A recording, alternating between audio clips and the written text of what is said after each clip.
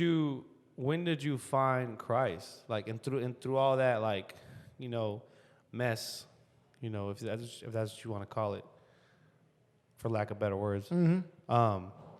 You know, just going this way, going that way. You know, your mom in a way still trying to figure it out because she's still young. Right. You know, and so all this stuff like in the middle of all that, how did you come to Christ? Like, did y'all grow up in the faith? Was there anyone around you on the faith, or how did that come about? I was baptized Catholic, and my whole family was Catholic growing up. And then my mom eventually like started going to like church because her husband at the time was like in the church, but it was always optional. And also like we would go to the kids ministry, and the kids ministry at most churches is a joke.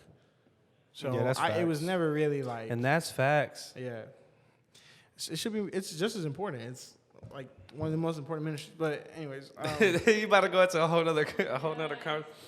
in so Bro, I be walking by the room, the kids church room, and they got them fools watching VeggieTales. I'm like, bro, turn this off. kids, bro. kids, especially nowadays, bro, their like mental capacity, their brain capacity is way more advanced than what it was like 30 years ago. Like, They have the chance to be smarter than you could teach a kid something, and they're gonna retain the information. Yeah. But that's a whole nother. So it wasn't until I was like 15, and You was a freshman. yeah, and I tell people my mom kicked me out, but she did though, but she said she didn't. But anyways, I ended up not living with my mom at 15, and I call him dad. Can you say why? We was always fighting. Always arguing. I was kind of a dickhead. I was being disrespectful. Like, I really hated my life. And it wasn't even on some suicidal, like, I hate you, Mom. Like, nah, I just was disrespectful. It's just a factor of everything. Yeah. And so she was just like, you know what? I think you need to go stay with your dad. I think you need to have a man in your life. And so for like the first 3 years that I was living with him, I was horrible, bro. This man is like one of the toughest guys I've ever met. And not because he's in the army, but he's in the army, went overseas multiple times, been in several different countries. Like, you name it, he's been through it. And I made that man cry with my words sometimes. And it was when I turned like 18, when he was keep in mind, he wasn't biologically related to me. So I think he had issues like touching me. Like, he didn't want to hug me. He didn't want to, like, touch me. He didn't really want to embrace me because it's like, I'm not his son. Or it can be hard, like, mentally, right? Guys are, like, weird with that, too. Yeah, especially, like, military. And also the way he was raised by his father. It's, I don't blame him. But it was whenever I was at church I was 18, I was in church, and my dad was forcing me to go. And I would wake up late on purpose, and I would make him late on purpose.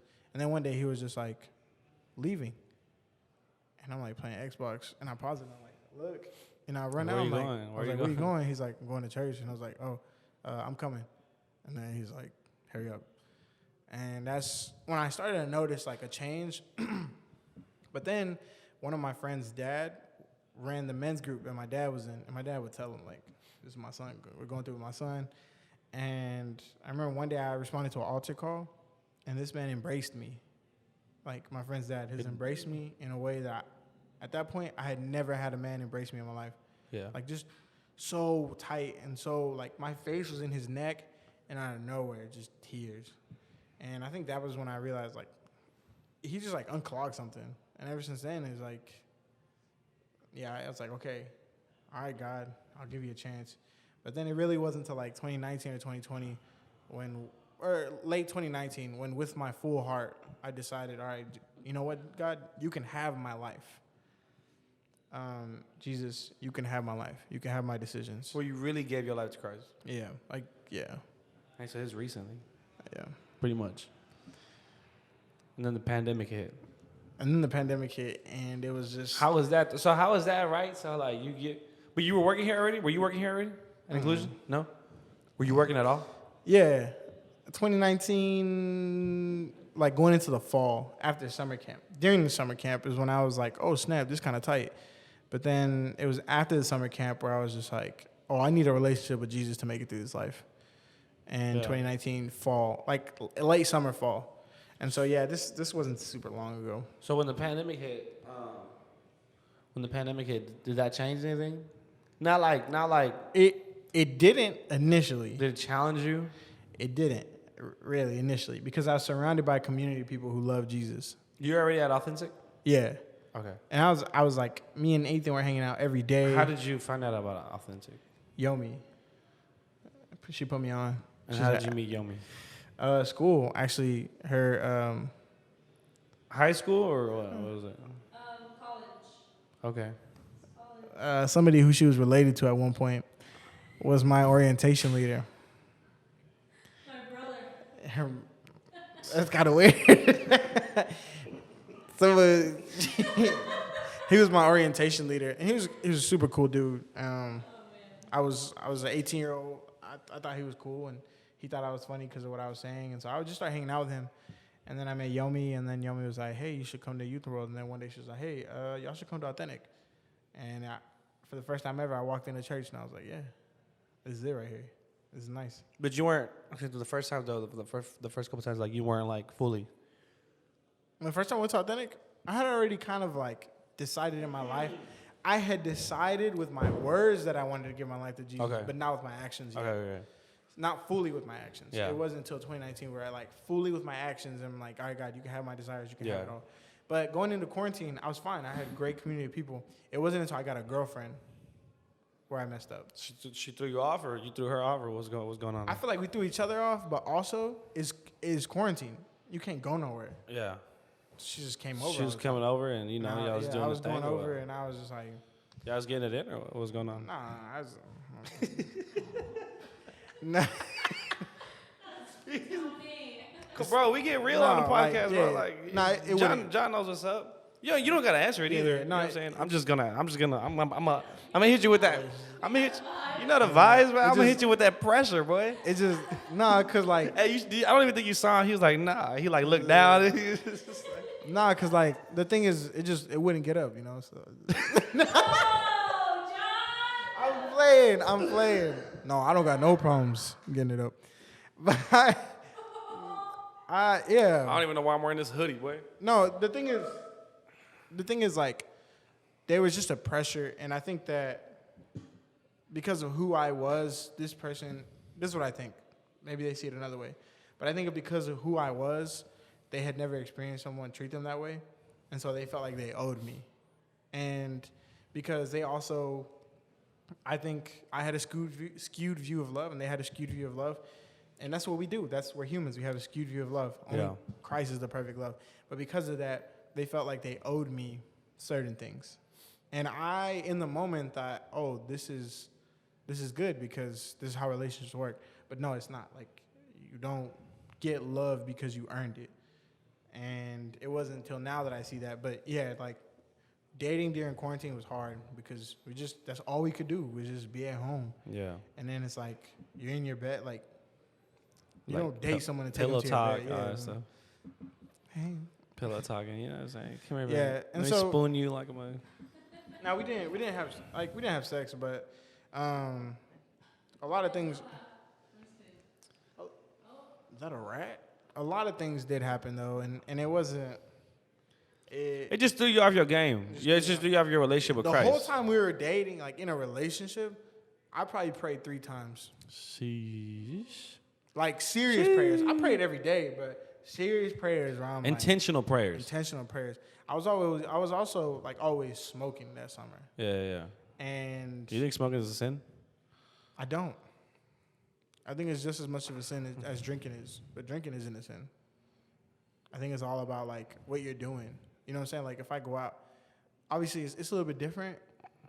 I think being out of your mind isn't okay, but I think it's just one of those things that's like it's not really like a sin. Mm-hmm. Now, if every weekend you're not stewarding your money well, you're spending money on weed. Every weekend you're not stewarding your time well. You're smoking. You're letting days go by where you're just messing around. I think I'd rather have it in an edible than smoke it, because then you go into like the health factors of like the smoke in your lungs, right? Oh, I understand that, yeah, but I mean, but then again, right? Take the law out of it, right? Because it's illegal anyway. So if you smoke it, that you're sinning already, disobeying the law, right? Yeah. But But take being, that like- out. Take that out of it. But being undocumented is also illegal, though. What? This one went to the extreme. Yeah, I mean, I'm just saying the law is not really a good. That's what I'm saying. Take it out. Yeah, like okay, I'm not take the the law, law, yeah. right? Being this fresh is illegal. Take that out, right? So like, I don't really have a problem with the smoking, cause I know Christians, and I follow Christians that like smoke cigars. Yeah, I smoke cigars every now and then, once every 3 or 4 months. That's what I'm saying. Like I'm not saying it's a bad thing. Yeah. I don't think it's a bad thing. There's people who do. You know what I'm saying? If you just want to go with the vibes, smoke a cigar, read your Bible, pray, I think it's fine. It's when we start to abuse it, right? Yeah, I just wanted to hear your little I thoughts. thought we were talking about weed. I'm not gonna lie. No, yeah, no, I'm saying we are, Oh, but I'm okay, saying okay. the smoking part of Okay, it, like yeah. smoking, because then I'm like the health issues. But then again, it's like if you're abusing it. Then. But anyways, so you don't think smoking weed or eating weed is a sin? I don't think so. I don't think it's a sin either. But it's just like, it's what are you doing with it? How are you feeling? Like, oh damn, you know what? Today was a tough day. I'm gonna go smoke. I think then it's a sin. You know what I'm Because saying? you're like relying on it to like make you feel some type Yeah. of way, like Yeah. yeah. But there's such a slippery slope on it that I personally now don't do it regularly like I used to. But also, it's taking effect on my mental. I got stupid. Like, I was still smart, but like, I was stupid. Nah, bro, you People probably, would just be like, "Hey, what'd you do yesterday?" And I was like,